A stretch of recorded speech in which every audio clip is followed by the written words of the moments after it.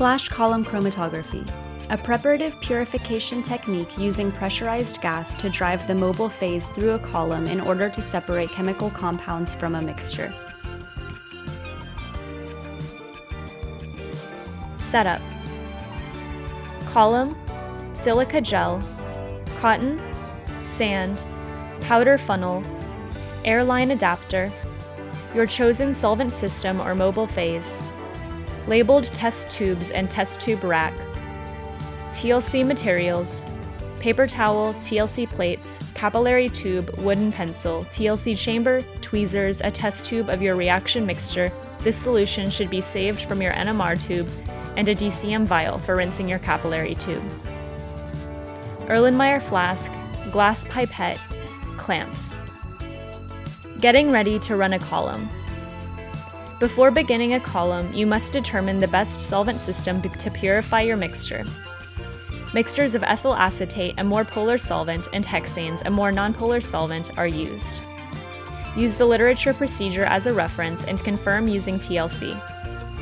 First, prepare a 3-lane TLC adjusting the polarity of the ethyl acetate and hexanes mixture until you achieve an RF value of about 0.2 for the compound that is more polar. Don't forget to record and label all TLC plates in your notebook. Once you have determined the best TLC solvent for achieving an RF of 0.2, divide the percentage of ethyl acetate by 2.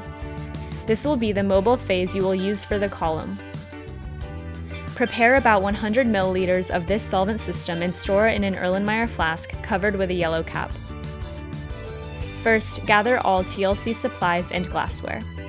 Obtain a 3 cm by 3 cm TLC plate and draw the baseline with 7 lanes.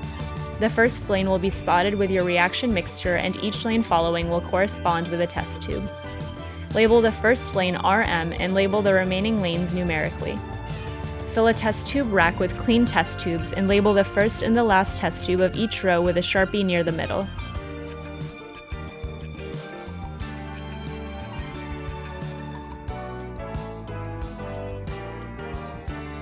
Preparing the column. Open the stopcock. Add a small piece of cotton into the column and use a clothes hanger to pack the cotton into the column. Further pack the cotton by placing the airline at the column head for a few seconds. Next, pack the column with silica, the stationary phase. There are 2 methods of packing a column: dry packing and slurry packing. Both methods will be demonstrated in this video. Dry packing.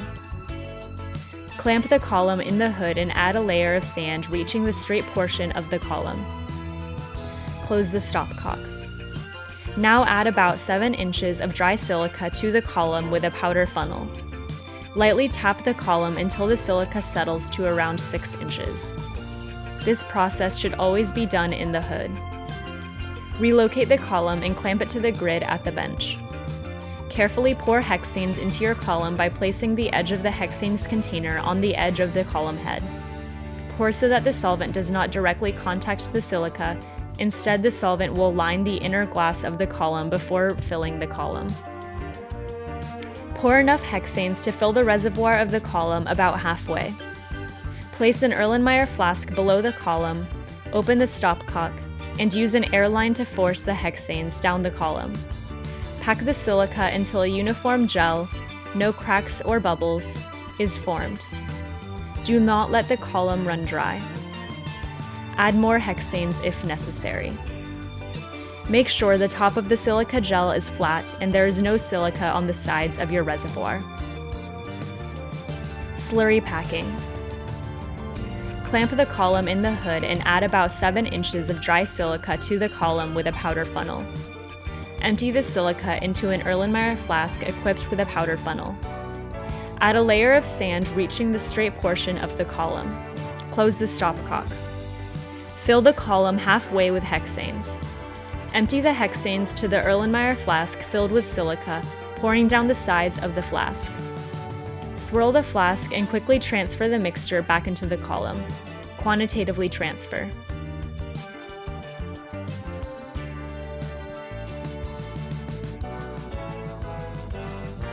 Open the stopcock and place the empty Erlenmeyer flask under the column.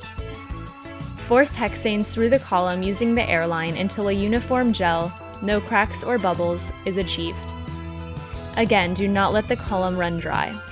Add more hexanes if necessary. Make sure the top of the silica gel is flat and there is no silica on the sides of your reservoir. Loading your sample on the column.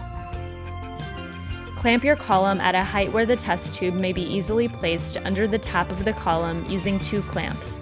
The column must not be at an angle. Dissolve the sample in a small amount of DCM. Using an airline adapter, pump hexanes through the column until the solvent is barely above the silica gel. Quantitatively transfer the sample into the column using a glass pipette. Do so by dispensing your pipette into the inside of the diameter of the column nearest to the silica gel in a circular motion. Carefully add a layer of sand on the top of the silica gel to protect the surface of the silica from becoming uneven as eluent is added. Rinse sand down the sides of the column with hexanes.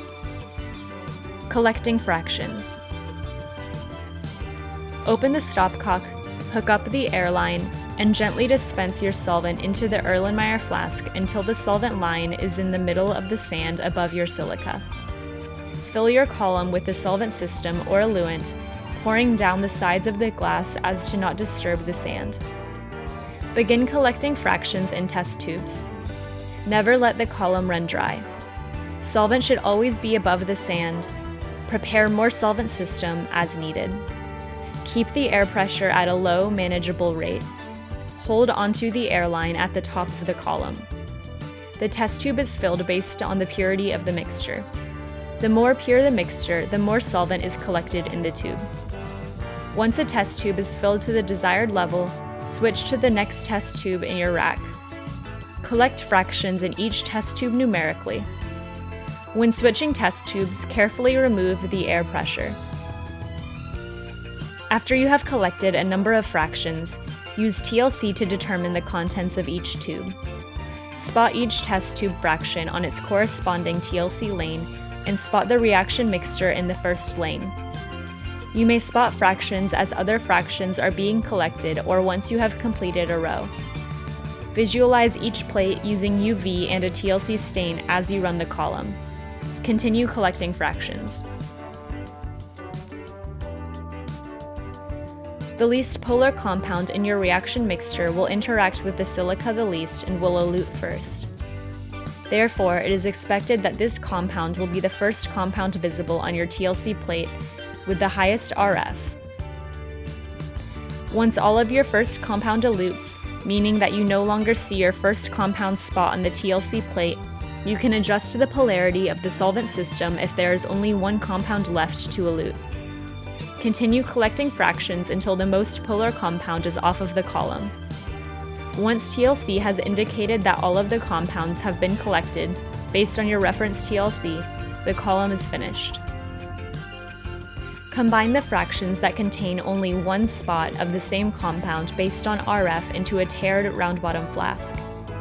You will have one round-bottom flask for each component of your reaction mixture.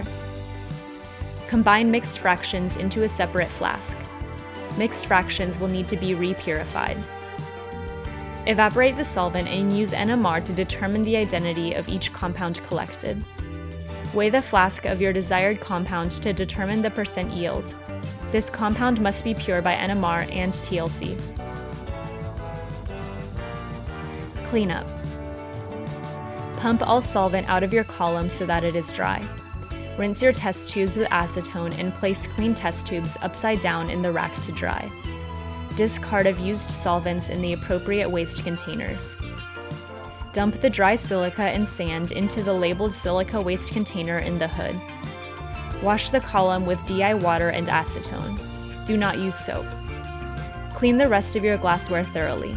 Dispose of used pipettes and spotters in the glass waste container, and discard used TLC plates after properly recording TLC plates in your notebook.